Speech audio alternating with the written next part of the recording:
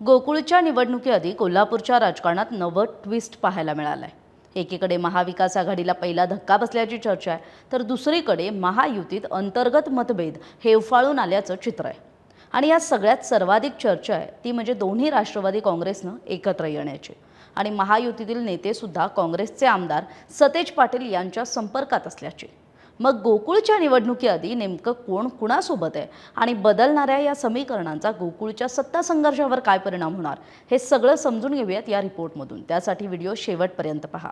नमस्कार, मी कोमल, सकाळमध्ये आपलं स्वागत। गोकुळ दूध संघाच्या निवडणुकीत महाविकास आघाडी विरुद्ध महायुती अशी सरळ लढत अपेक्षित असताना चंदगड, आजरा आणि गडिंग्लज या भागातील चित्र मात्र वेगळंच आहे।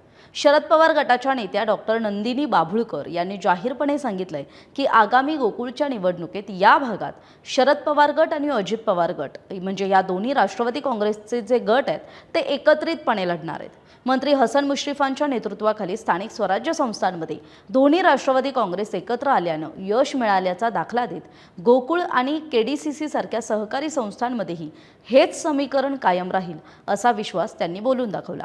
मात्र या घडामोडींमध्ये आणखी एका भेटीची चर्चा राजकीय वर्तुळात रंगली आहे। महायुतीतील राष्ट्रवादी काँग्रेसचे जिल्हा परिषद सदस्य संग्रामसिंह कुपेकर यांनी काही दिवसांपूर्वीच काँग्रेसचे नेते आणि आमदार सतेज पाटील यांची त्यांच्या कोल्हापुरातल्या कार्यालयात भेट घेतली। इतकंच नाही तर रामराजे कुपेकर हे सुद्धा सतेज पाटलांच्या संपर्कात असल्याचं बोललं जात आहे। त्यामुळे गोकुळच्या निवडणुकीत कुपेकर गट सतेज पाटलांसोबत जाणार का अशी चर्चा सुरू झाली आहे। जर कुपेकर गट बंटी पाटलांसोबत गेला तर महायुतीत फूट पडल्याच्या चर्चांना उधाण येईल। आणि असं असतानाच डॉक्टर नंदिनी बाभुळकर यांनी मात्र चंदगडचे आमदार शिवाजी पाटील हे महायुतीपासून दूर जाणार नसल्याचा विश्वास व्यक्त केलाय। मुख्यमंत्री देवेंद्र फडणवीसांनी शब्द टाकल्यानंतर शिवाजी पाटील महायुती सोडून कुठेही जाणार नाहीत असं मत त्यांनी व्यक्त केलं।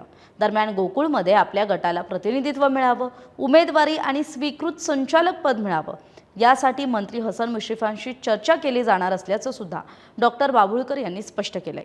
कार्यकर्त्यांनी कोणत्याही आमिषांना बळी न पडता योग्य उमेदवारांच्या नावानं ठराव करावेत असं आवाहन सुद्धा त्यांनी केलंय। एकीकडे दोन्ही राष्ट्रवादी काँग्रेस एकत्र येत असल्याची घोषणा, दुसरीकडे महायुतीतीलच नेते सतेज पाटलांच्या संपर्कात असल्याच्या चर्चा आणि मग त्यातच बदलणारी स्थानिक समीकरणं। यामुळे गोकुळची निवडणूक ही दिवसेंदिवस कोल्हापूरच्या राजकारणाची प्रतिष्ठेची लढाई बनत चालली आहे। मात्र आता सर्वात मोठा प्रश्न असा की गोकुळमध्ये महायुती विरुद्ध महाविकास आघाडी अशी लढत होणार की बदलत्या समीकरणांमुळे नवे राजकीय मित्र आणि नवे राजकीय विरोधक हे निर्माण होणार। तुम्हाला काय वाटतं? कुपेकर गट हा बंटी पाटलांसोबत जाणार का आणि गोकुळच्या निवडणुकीत कुणाचं पारडं जड असेल, महायुतीचं की बंटी पाटील आणि त्यांच्यासोबतच्या समर्थकांचं? तुमचं मत कमेंटमध्ये नक्की सांगा। अशाच राजकीय घडामोडींचे सखोल विश्लेषण पाहण्यासाठी सकाळला सबस्क्राईब करा। व्हिडिओ आवडला असेल तर जास्तीत जास्त लाईक करा आणि शेअर करायला विसरू नका। धन्यवाद। महाराष्ट्रातील सर्व बातम्यांचे विश्वासार्ह व्यासपीठ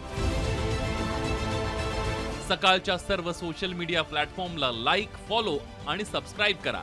तसंच सर्व नोटिफिकेशनसाठी बेल आयकॉन प्रेस करायला विसरू नका।